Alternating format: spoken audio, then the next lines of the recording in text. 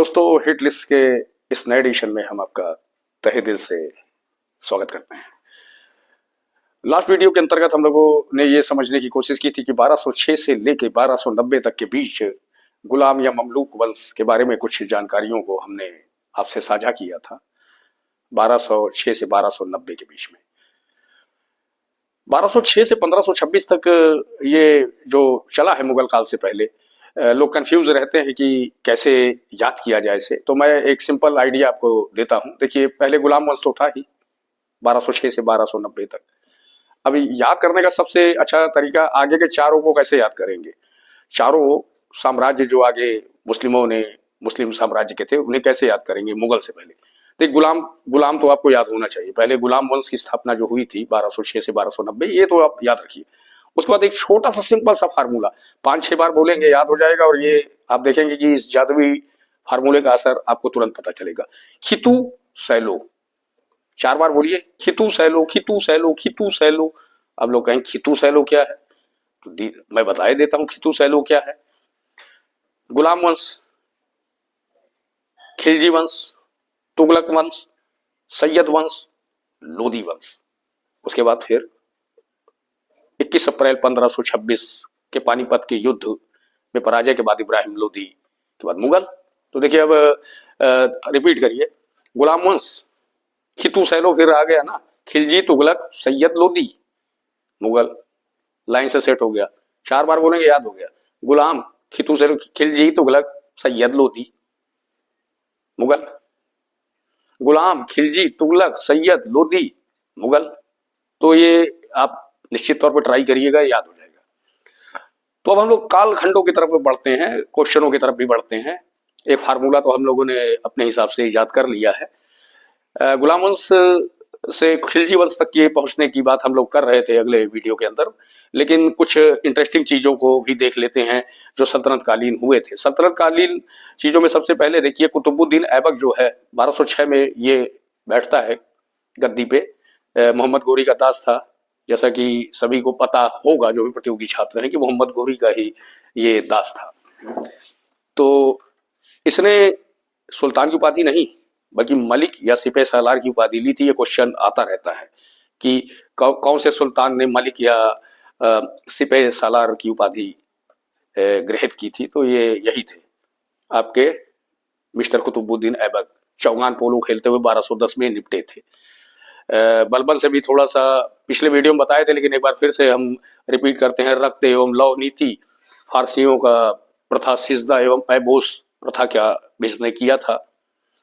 और साथ ही साथ अफरासियाब जो ईरान के सम्राट के वंश थे, उससे अपने आप को ताल्लुकात किया था। जिल्ले इलाही और नियाबत खुदाई, याता है कि नियाबत खुदाई की उपाधि किसने ग्रहण की थी, या जिल्ले इलाही, ये बलबन ही था। ये हम लोग रिपीट कर रहे हैं। और चोंगा और कुबा धारण करने वाली महिला शासिका रजिया सुल्ताना थी, जिसने पर्दा प्रथा का परित्याग कर दिया था। तो खिलजी वंश की तरफ अब हम लोग बढ़ते हैं। क्यूमर्स के बाद जलालुद्दीन खिलजी बैठता है।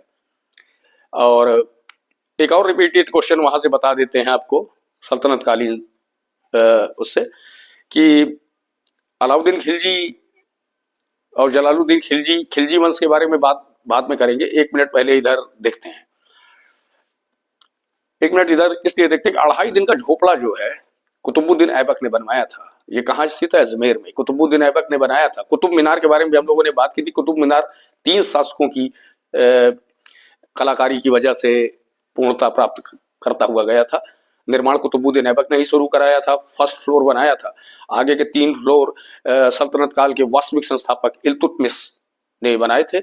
और कालांतर में जाके तुगलक काल में जब बिजली गिर जाने से चौथा तल्ला प्रभावित हुआ, तो चौथे तल्ले के साथ 5वां तल्ला फिरोज शाह तुगलक ने।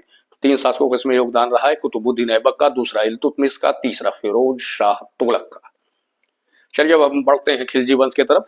1290 में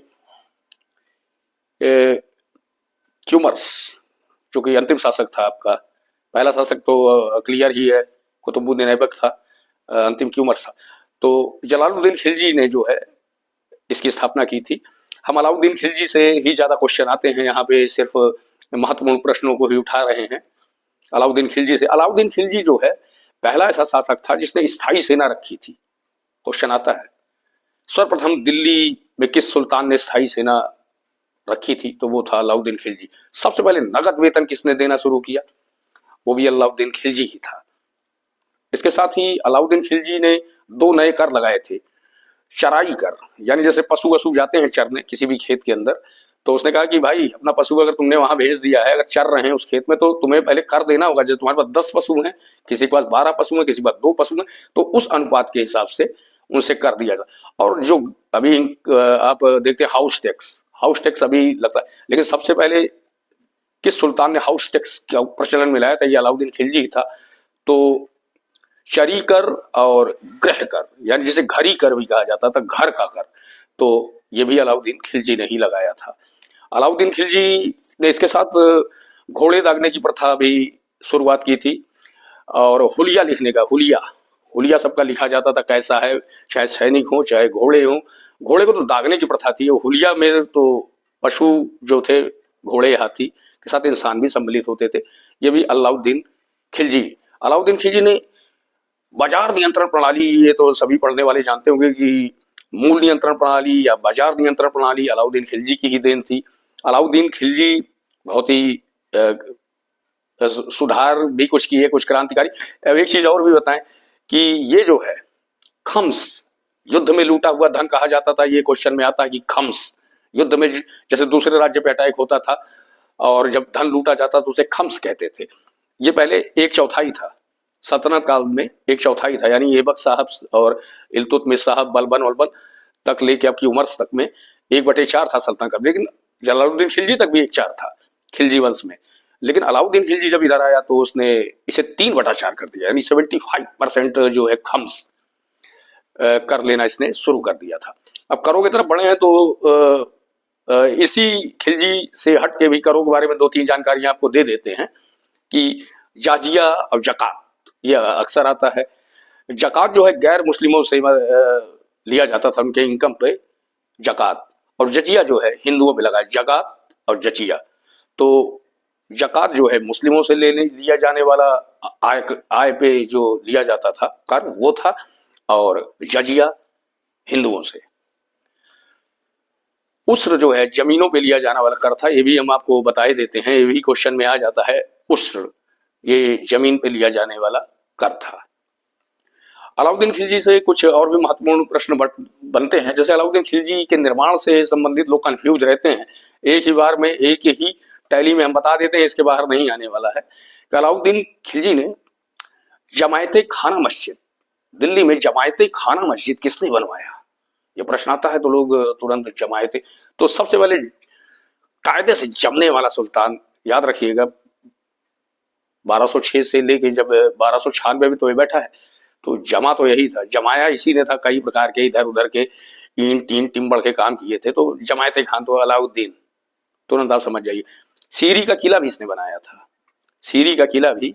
1000 खंभा महल इसी ने बनाया था। हौजे खास इसी ने बनाया था। इन चीजों को हमेशा अपने दिमाग में फीड रखिए। अलाउद्दीन खिलजी के इन निर्माणों को हमेशा ही आप दिमाग में रख सकते हैं। जमायते खान मस्जिद, 1000 खंभा महल, सीरी का किला, तो इनका निर्माण अलाउद्दीन खिलजी ने करवाया था। अलाउद्दीन खिलजी के, अब खिलजी वंश के बारे में, अलाउद्दीन खिलजी, मुबारक शाह खिलजी भी इसमें था, जो कि दरबार में बिना कपड़े पहने ही चला आया करता था। ये भी क्वेश्चन था, कौन सा ऐसा प्रथम सुल्तान था जो दरबार में बिना कपड़ों के ही चला आया करता था? ये था मुबारक शाह खिलजी। हम लोग, या मोहम्मद शाह रंगीला ऐसा नहीं था। पूरे कन्फर्म मोहम्मद शाह रंगीला कभी मतलब दरबार के अंदर नियमावली, भोग विलास वाला उसका था, दारू मदिरा, सुरापान, नृत्य, अय्यासियां, ये आपके कालांतर में मुगल काल वाले मोहम्मद शाह रंगीला के बाद। लेकिन ये जो था मुबारक शाह खिलजी, ये ऐसे ही चलाया करता था दरबार में कभी कभी, और बहुत ही अलग टाइप का, घटिया और घृणित टाइप का था। उसके बाद जो है इसके आखिरी शासक के बारे में पूछ लिया जाता है कि आखिरी शासक कौन था, तो इसका आखिरी शासक खुसरो शाह था। जी हाँ, खुसरो शाह। सल्तनत काल से 1-2 इंटरेस्टिंग कुछ क्वेश्चनों को ऐसे उठाते हैं। चलिए खिलजी वंश के बारे में बाद में फिर कभी डीपली बात कर लेंगे। जो क्वेश्चन अभी टैली में हमने लाए हैं, वीडियो लंबा नहीं कर रहे हैं, वो तो सही है, मीर हसन अमीर खुसरो सर्वप्रथम किसके दरबार में आए थे? अब ऐसे ही क्वेश्चन चालू कर रहे हैं। तो अमीर हसन और अमीर खुसरो सर्वप्रथम बलबन के शासनकाल में ये आए थे।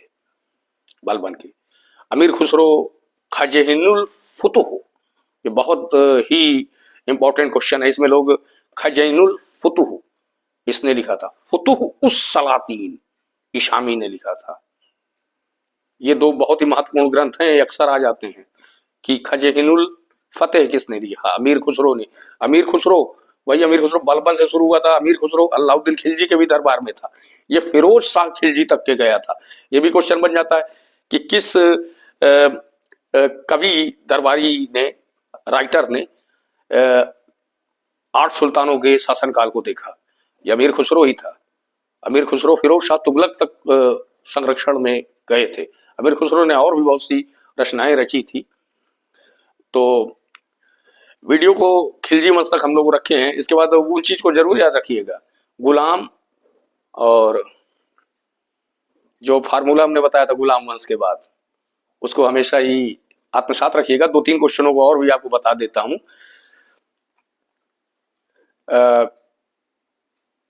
बर्नी,